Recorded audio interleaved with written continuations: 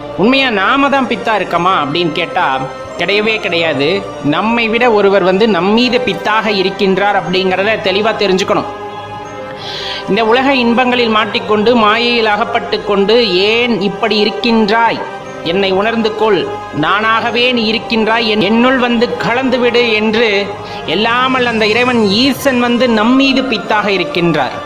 அவரே அனைவரையும் ஆட்கொள்கின்றார், ஆட்கொள்ளும் பித்தனாக இருக்கின்றார். அப்படிங்கும் போது அவ்வளவு அன்பு பொருந்தியவர் மீது நாம் பித்தாக இருப்பதில் என்ன தவறு அப்படிங்கிறத தான் நம்ம கேட்க வேண்டிய ஒரு விஷயம். பித்தன் என்றொரு பெயரும் உண்டவருக்கு அவர் மீது அன்பு கொள்வதால், அவர் மீது பித்து கொள்வதால் என்ன தவறு அப்படிங்கிறது தான் நம்ம கேட்க வேண்டிய கேள்வி. உண்மையாலுமே பிறர் சொல்ல தெளிவா கேட்கிறேன், பிறர் சொல்வதின் மூலமாக நீங்கள் கேட்டுணர்ந்து இறைவன் மீது அன்பு வைத்தீர்களா, இறைவனை உணர்ந்து கொண்டீர்களா, இறைவன் மீது பக்தி செலுத்துகிறீர்களா அப்படின்னு கேட்டா, அப்படின்னா இந்த உலகத்தில் இருக்க எல்லாருமே ஈஸ்வரன் மீது பக்தி செலுத்த வேண்டும் அல்லவா, அந்த சிவபெருமானின் மீது பக்தி செலுத்த வேண்டும் அல்லவா. உண்மை என்னவென்றால் அவரே ஆட்கொள்ளும் பொழுதுதான் அவர் மீது அன்பு பிறக்கிறது, பாசம் பிறக்கிறது.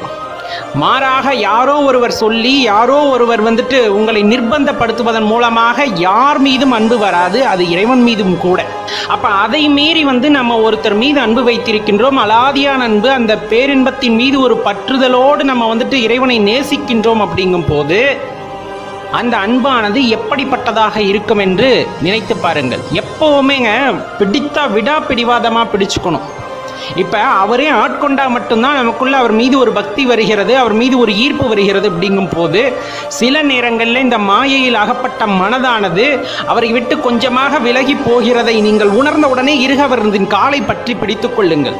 அவர் நம்மை ஆட்கொண்டு விட்டார், நம் மீது அளவில்லாத பாசத்தை கொட்டுகிறார், நாமும் அவர் மீது பித்தாக இருக்கின்றோம், சிவ பித்தாக இருக்கின்றோம். அப்படிங்கும் போது இந்த மாயையில் அகப்பட்ட உலகத்தில் இருந்து கொண்டு நம்மையும் மாயை சூழ்கிறது. அப்படிங்கும் போது சிறு வினாடியோ அல்லது சிறு நாளிகையோ அவரது நினைவை விட்டு அகன்று விடுகின்றோம் என்றால் சுதாரித்து கொண்டு மீண்டும் அவரது காலை இறுக பற்றி கொள்ளுங்கள், அவர் நாமத்தை உறக்க சொல்லிக்கொண்டே இருங்கள்.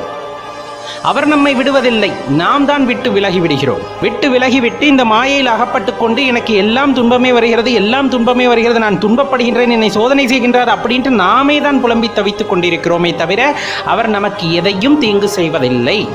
பெருமான் நமக்கு எந்த தீங்கையும் விளைவிப்பதில்லை. மாயையால் மாட்டிக்கொண்ட ஒருவருக்கு பார்ப்பதெல்லாம் தவறாக தெரிகிறது, எதிர்கொள்வதெல்லாம் சோதனையாக தெரிகிறது, வருவதெல்லாம் பிரச்சனைகளாக தோன்றுகிறது. மாறாக எல்லாம் அவர் என்று அவர் காலை இறுக பற்றி கொண்டவருக்கு எல்லாமே சாதகமாகத்தான் இருக்கிறது. அப்படிங்கிறத இந்த இடத்துல தெளிவாக தெரிஞ்சுக்கணும்.